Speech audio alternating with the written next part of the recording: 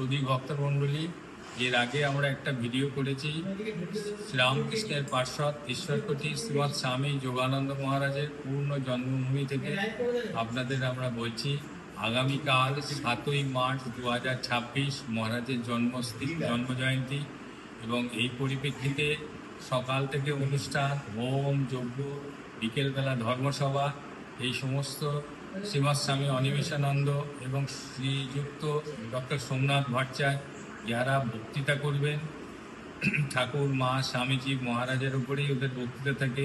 আজকের একটি ভিডিওটা অন্যরকম করছি এই কারণে যে মহারাজের জন্মতিথির প্রস্তুতি পর্ব চলছে। আপনারা দেখতে পাচ্ছেন কীভাবে প্রস্তুতি হচ্ছে। ঠাকুর মা স্বামীজিকে কাপড় পরানো হচ্ছে, সাজানো হচ্ছে তাকে বিভিন্ন রকমভাবে, যাতে কালকে আমরা এদের নিয়ে আনন্দ করতে পারি। সেই আনন্দে আপনাদের ভাগিদার হওয়ার জন্য আমরা আহ্বান করছি। দক্ষিণেশ্বরে আপনারা আসবেন। এটা হচ্ছে একদম আদ্যাপীঠ মন্দিরের কাছে, সারদা মঠের খুব নিকটে।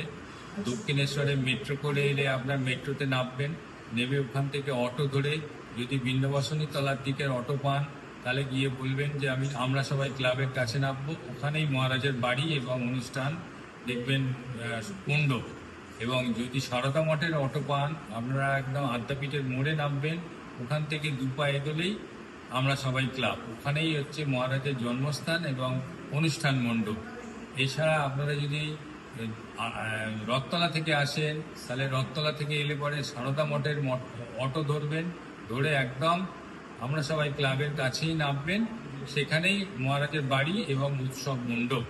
আর দোলপিড়িতে যদি নামেন, অটো যদি দক্ষিণেশ্বরের দিকে যায় রথতলা থেকে, আপনারা দোলপিড়ির স্টপেজে নামবেন। ওখান থেকে একটুখানি এগিয়ে দক্ষিণেশ্বর আদ্যাপীঠ ক্রস করে ডান দিকে জিজ্ঞেস করবেন আমরা সবাই ক্লাব। সেখানেই হচ্ছে এই ক্লাবটা একটুখানি আছে, মানে পরিচিতি আছে, যার জন্য এই ক্লাবটার কথা উল্লেখ করছি।